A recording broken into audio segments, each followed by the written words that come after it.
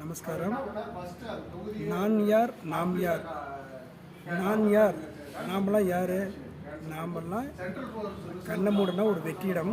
அந்த வெற்றிடத்தில் ஒரு இருட்டு. அந்த இருட்டெல்லாம் பிரம்மம்னு சொல்கிறோம். அந்த பிரம்மத்தில் இருட்டிலேருந்து இறை துகள்கள் அணுவாக இருந்து அந்த இறை துகளில் இருந்து வெடிப்பு மூலிமா, இறைத்துகள் வெடிப்பு மூலிமா உயிர் துகள்கள் உருவாகி அந்த உயிர் துகள்லேருந்து ஒரு செல் பல செல்லாகவும் ஓரினம் ஒரு அறிவு ஆறறிவாக உள்ள உயிரினங்கள் ஜீவராசிகள் தோன்றுது.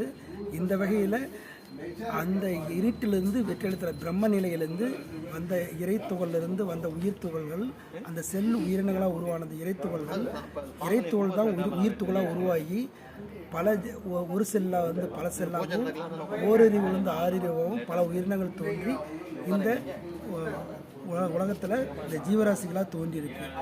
அப்போ நாம் கடவுள் அப்படிங்கிற டாபிக் வந்து நாம் கடவுள் நாம் உள்ள நோக்கி உள்ளே போகிறோம். எதை கடந்து போகிறோம்?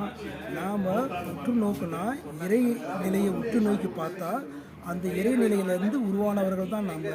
அப்போ இறைவனுங்கிறது தனிப்பட்ட வகையில் கிடையாது. நாமே கடவுள், அகம் பிரம்மாஸ்மி. நாம் கடவுள், நான் கடவுள். அந்த வகையில் நாம் எடுத்துக்கணும். அப்போ ஒரு செல் பல செல்லாகவும் ஓரறிவு ஆறறிவாகவும் உள்ள ஜீவராசிகள் எங்கிருந்து தோன்றுறது? இறைநிலையிலிருந்து தோன்றியிருக்கு. இறைநிலையிலிருந்து இறை துகளாகவும் அந்த கண்ணை மூடனா ஒரு வெற்றிடம், அதுதான் இறைநிலை. அந்த இறைநிலையில் இறை துகள் அணு வெடிப்பு ஒரு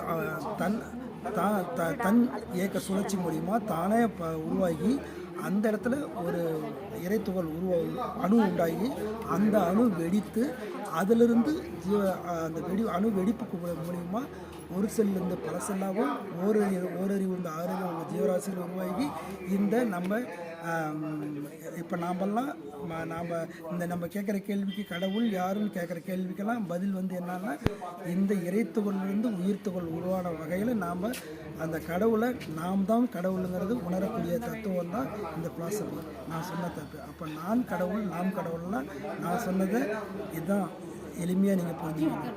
கடவுளுங்கிறது தனியாக கிடையாது, நாமே கடவுள் அப்படிங்கிறத எளிமையாக முடிச்சுக்கிறோம். இன்னும் டீப்பாக அதை பார்த்து அடுத்த இதில் பேசலாம்.